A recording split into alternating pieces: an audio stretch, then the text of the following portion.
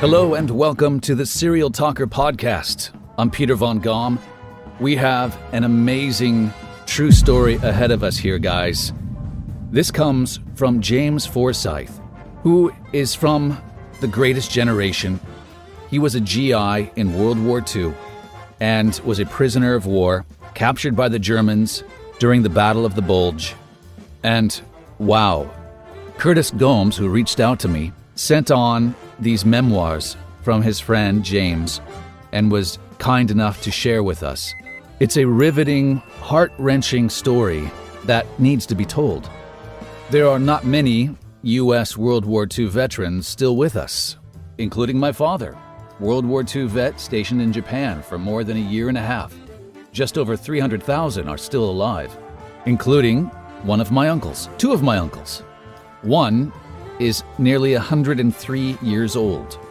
The other is in his late 90s. Earl Deppner and Ed Deppner. We recently lost Art Deppner, and a while back, Arnold Deppner. All four Deppner boys, World War II vets. So, the greatest generation is still the greatest generation. And some of them are still with us, and they need a big shout out for all the sacrifices and horror that they dealt with on our behalf. So, without further ado, let's get into the story with the opening words from Curtis Gomes. I met Mr. James Forsythe while I was working a security detail at the courthouse around 2001. He was having difficulty passing through the electronic metal detector due to the machine indicating that he was carrying a large piece of metal. I had to search him, and I located a rectangular piece of metal about 3 inches in length in his pocket. It was very strange looking, and I questioned him about its origin. He told me that he'd been carrying it for 57 years, and that it was a kind of dog tag. He always had it with him. I told him I'd never seen a dog tag like that one. He told me that it was a German ID tag that all U.S. prisoners of war were issued and had to carry at all times. He has never stopped carrying it and has never forgotten the ordeal that he and others endured. That started our friendship of 12 years or so. His story was fascinating and unique. I encouraged him to write down his recollections of that period and to send me a copy. Here is just some of what he wrote.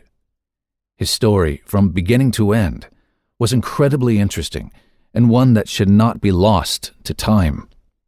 He passed away at age 93 in 2014. I'm proud to say that he was my friend. Here, in his own words, are just some of his writings describing his experiences during World War II. Kriegsgefangener, prisoner of war, number X11, A081494. I was captured December 17, 1944, at Wintersveld, Belgium. I would like to elaborate on the events and reasons leading up to my capture. However, these few paragraphs are related to prisoner of war. I'll discuss the events leading up to my capture in other areas of my memories. I was in Company A of the 146th Armored Infantry Battalion. Just before capture, we, the GIs, were scattered sparsely in a holding action for a couple of weeks before December 16, 1944. We were almost at leisure, with little or no action for several days. We were issued only 40 rounds of caliber 30 ammunition, or approximately 40 rounds for whatever weapon you carried, if it was small arms. We were informed that there was a dock workers' strike on the East Coast, and that the dock workers were on strike for better working conditions. They should have seen our working conditions. They wouldn't load ships anywhere on the East Coast, therefore ammunition was rationed. On or about December 10th, 1944, we began to hear distant rumbling, similar to a thunderstorm or distant tornado. About December 12th, we could distinguish that a great amount of military equipment was moving. There were no airplanes flying. The weather was overcast with light rain and fog. We could distinguish engines running and tank tracks squeaking. We, the GIs, attempted to inform our superiors that possibly the Germans were assembling lots of tanks and equipment within a few miles of our location.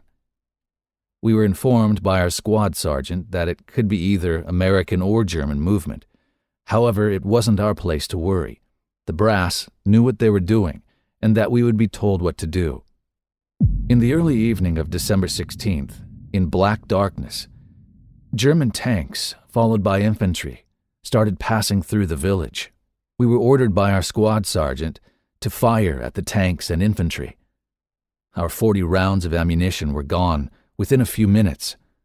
Most of our squad was killed within the first few minutes of the battle. 5 of us that survived slipped into a root cellar and spent most of the night listening to a continuous line of German tanks passing within 12 feet of our location. In the early hours of the morning, December 17th, our company commander, Captain Cashin, went outside with his arms waving over his head, yelling, "Officer, officer," and surrendered to the Germans. About daylight, the Germans ordered us to come out, or that a tank would fire into the root cellar. Someone opened the door, and there were several SS troops and a tank with the muzzle pointed into the root cellar. The SS troops searched us. The one that searched me was like a perfect gentleman. The first thing he did was to take 2 cigarettes from a package of 4 in my coat pocket. He put one in his mouth and one in my mouth. He lit both our cigarettes and put the remaining 2 cigarettes back in my pocket. He spoke good English. He told me to put my arms down and that if I behaved, that I wouldn't be harmed. I found the SS troops to be very professional soldiers. They didn't blatantly mistreat us in any way. The rules became very simple: do exactly what they ordered or get shot.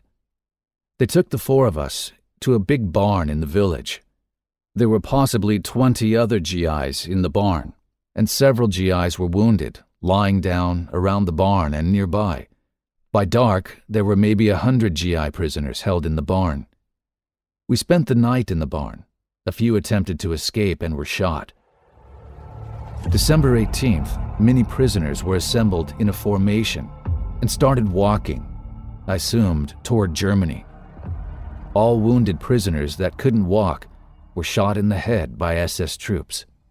It was extremely difficult to see and hear the young men who were wounded and couldn't walk beg for their lives. The German soldiers approached with pistol drawn for the purpose of executing the young men simply because they couldn't walk and keep up with the other prisoners in the march back into Germany. I mentally suffered for many years after the war by remembering those young men begging to be allowed to live. And yes, most of them cried and called for their mother. The German soldiers were very efficient at executions. Perhaps the pistol shot was more available, less expensive, and possibly more prestigious for the executioner than a rifle shot. I'm sure that the German executioner may not have enjoyed performing this dirty task. The Germans were so efficient that they didn't care to allow wounded Americans to live and required transportation and medical attention. Instant death was a more efficient method. I imagine that if any of the German executioners survived the war, they too must have lived with the cries of those executed young men in their ears every time they tried to rest. We marched all day without food or water. They kept us overnight in a big barn. December 19th, we again were marched all day. We were stopped 3 times during that day to be interrogated. The first interrogating officer was extremely polite at first. He explained as to how necessary it was for them to win the war quickly to stop all the bloodshed. He suggested that the German troops at the front were without adequate clothing. He politely explained that he must therefore relieve me of my raincoat and topcoat. Most of us GIs were dressed in wool pants and shirts, field jackets, topcoats, a raincoat, and combat boots. We were marched for a couple of hours and then interrogated again. This time, the interrogating officer began very politely, asking for military information. He rapidly became furious, screaming at the top of his voice, demanding that we, the useless ones, give up our combat boots for his loyal troops at the front. About this time, curdling screams were heard. I was told that if I did not comply with his orders, that the next station of interrogation would find methods that would make me gladly comply. I believe that the screaming was performed by a German just to scare the hell out of us, and hopefully get more information from us. I gave up my combat boots and was supplied with wooden shoes. I was fortunate. Most of the prisoners lost their boots and got no wooden shoes. We were marched again to another interrogation, where remaining coats and shoes, including watches and jewelry, were confiscated. The Germans had prepared for a long war. They had dehydrated carrots, including the tops for animal food. They looked like alfalfa hay. They also made bread, consisting of some grain and mostly wood byproducts. Each loaf was dated. The bread would last indefinitely. Some of the bread I ate was more than 10 years old. It was now over 3 days and nights without food or water. They gave us some green soup made from the dehydrated carrots and a half slice of bread. We were marched to a train station and loaded 50 into each 30-foot freight car. The cars had no toilet facilities or drinking water. We were locked in the cars for 3 days and nights. Unfortunately, the green soup we ate before being loaded into the cars was not acceptable to our stomachs. We all came down with severe dysentery. With standing room only, no toilet facilities. Most of the GIs were down on the floor, wallowing in the filth. At the end of 3 days and nights, many were dead. The ones that were alive were very sick. We were removed from the freight cars and marched a short distance to a very large camp. The camp was an introduction center, interrogation, qualification, and distribution center. The Russians that had been prisoners for a long period of time and were relatively established made a kettle of soup from some unknown ingredients and were able to give each of us about half a cup of the concoction. After being without a scrap of food or water for over 4 days, this concoction was a life-saving meal. That evening, the English prisoners were able to provide the new prisoners with a cup of tea. From this experience, I learned to appreciate a hot cup of tea. We were given a small, thin blanket. The bunks were 3 tiers high, running the length of the building, with a 1-by-6-inch frame around the entire wood deck. Fortunately, we were stacked like sardines, belly to back, very tight for the length of the bunk, but provided some body heat. Unfortunately, you could not avoid contact with the filth of dysentery from others. We would lay on one side or the other, very compact. When somebody could no longer tolerate the pain of bones against board, the word would be passed down the line, and we would all do a sitting twist to turn over on the other side. All prisoners developed bed sores on our shoulders, hips, and knee bones very quickly. Sleeping was very difficult. Some attempt was made to keep like nationals in the same compounds. The French nationals were treated very well. They had adequate clothing, lots of food supplied by the American Red Cross, shipped to France from the U.S., then transported from France to the German compounds by French-operated Red Cross American trucks. The Americans were treated less fortunate. Some Red Cross food parcels were delivered to the American compound, only to be confiscated by the Germans. Some small portions were issued to Americans who worked in the factories of war production. The Russians were treated like dogs. However, they were accustomed to a very rough and tough life in the Russian military, so they survived reasonably well. The English and Australians were similar to the Russians in their toughness. The Italians, Indians, Pakistanis, and Persians were totally treated as subhuman. The French, Americans, English, and Aussies were not often or purposely abused, but the others were continuously and repeatedly beaten up, bayoneted, and abused. At this camp there were guards from all ranks of Germans. The SS were highly professional. They rarely abused anybody. If you obey the rules, they treated you like a gentleman. You fracture the rules, They simply and without expression shot you in the head. The German youth were highly indoctrinated, hated all but Germans, and enjoyed abusing any and all nationals. There was the old guard consisting of older or wounded military and veterans of World War I. They had no stomach for the German cause, and some were very considerate of the prisoners. Of all the camps that I was in, there were no Jewish people. They were sent directly to the gas chambers. The most probable cause for World War II was that Adolf Hitler hated Jewish people. 6 million Jews lost their lives during World War II. 66 million non-Jews lost their lives in defense of the cause. I have no documentation of the names of the camps or proximity to a city. We knew the camps more by number than by name. We were not interested in documentation. We didn't expect that we would live to get out. Your life expectancy was at most a week. I was in the following camps for a few weeks each: Altenburg, Limburg am Main, 1A, 3A, 4A, 5A, 7A, 11A, 12A, 13A. I was in a total of 13 camps. I don't remember all of the names. I distinctly remember being in Limburg for a few weeks. The camp was built adjacent to a large electric plant. On Christmas Eve 1944, the English attempted to bomb the power plant with 2,000-pound bombs. The Stalag, being adjacent to the power plant and without identification, was more damaged than the power plant. Many prisoners were killed. I remember the earth roiling from the concussion of the big bombs, similar to ground swells in the ocean. I was on the floor 1 second, and seconds later was thrown against the ceiling. While in camp, we could see the dogfights, airplanes in combat. The Germans had excellent fighter planes and had several jet fighter planes. The American bombers, with their fighter escorts, would arrive in great numbers. At this stage in the war, most of the German pilots were aces, due to having been in and surviving many, many dogfights. The German jet planes were not efficient and could not carry enough fuel for a prolonged flight. However, they would take off and fly through the American squadrons and have a turkey shoot in a very short time.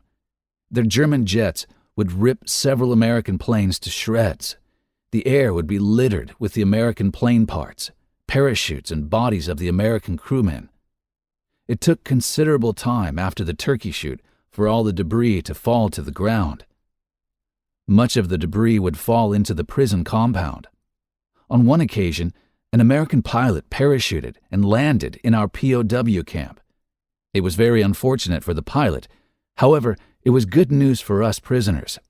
The Germans only gave us the news that they wanted us to have, usually biased propaganda. The American pilot enlightened us to the actual events of the war. The Germans had a field day when President Roosevelt died. They told us prisoners that Roosevelt was dead, and that he, the only strong leader that the Americans had, and that now he is no longer leading the country, that Germany, with its great leader, would now win the war for certain and quickly. By now, most of the German war machinery and factories were bombed out, and Roosevelt had ceased sending large squadrons of 4-engine bombers over Germany to avoid the loss of civilian life and property, not directly war-related. The Germans were very aware of Roosevelt's compassion for not bombing cities where civilians were likely to be killed. They were setting up factories and military headquarters in beautiful resort cities. I remember being on a work trip and walking through Zerbst, a most beautiful resort city. There were thousands of German tanks and other fighting equipment throughout the city. Within 2 weeks after Truman became president, the sky was filled with very large squadrons of 4-engine bombers. They bombed each and every available target, including Zerbst. There was not one building standing in Zerbst after a heavy bombardment. President Truman's attitude was that if we must fight, let's fight to win. Also, while in the prison camps, every day we could see the V-1 and V-2 missiles flying to the west toward England. Also, the long-range rockets that were not known to us were fired toward the American lines in a contentious roar. with little news or twisted news, we prisoners had no hope of surviving, and little hope of our country surviving the war. The Germans had better trained military and equipment than the Allies. The only reason we won the war was our reason for fighting and the dedication and courage of our young men. The tactics of the Allies was that the Western Front would hold fast while the Eastern Front would push. The purpose was to have the Germans moving their equipment to the east to stop the thrust, getting them out in the open for the Allied planes to pick them off, exhausting their inadequate fuel supply and wear and tear on their old equipment. Then the Allies reversed the procedure, going from west to east and cutting the Germans to pieces. Unfortunately, the Germans were moving most of us prisoners away from the front to avoid having them recaptured. Therefore, we were walking across Germany from east to west, then from west to east most of the time. We would sometimes work on farms and be kept in barns or other outbuildings. I was fortunate that most of the time I had guards that allowed me to pick up small potatoes and other farm produce to eat. Sometimes they allowed 1 or 2 prisoners to go outside the barn and make soup in the farmer's wash kettle. We burned potatoes in open fire to make charcoal. We ate the charcoal to retard dysentery. The ones that got severe dysentery and lay down usually died within 3 days. The ones who had the courage enough to stay on their feet, exercise, eat some charcoal, sometimes they were the ones who survived. Wow, what a story. War sucks. War is a terrible, terrible thing. Will we ever learn our lesson? I doubt it. This is the end of part 1 of 2 parts from our memoirs of James Forsythe, World War II prisoner of war. It really makes you so thankful to have all the luxuries and food and everything that we have. If you like these kinds of podcasts, by all means, please consider subscribing to The Serial Talker.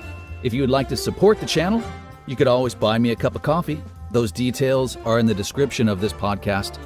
And if you have a harrowing true story that you would like me to consider reading, send it on. That email is also in the description. And if you think your friends would like this podcast, please share it in your socials. Much appreciated. We'll be seeing you again very soon for part 2. Stay tuned. Take care. Ciao.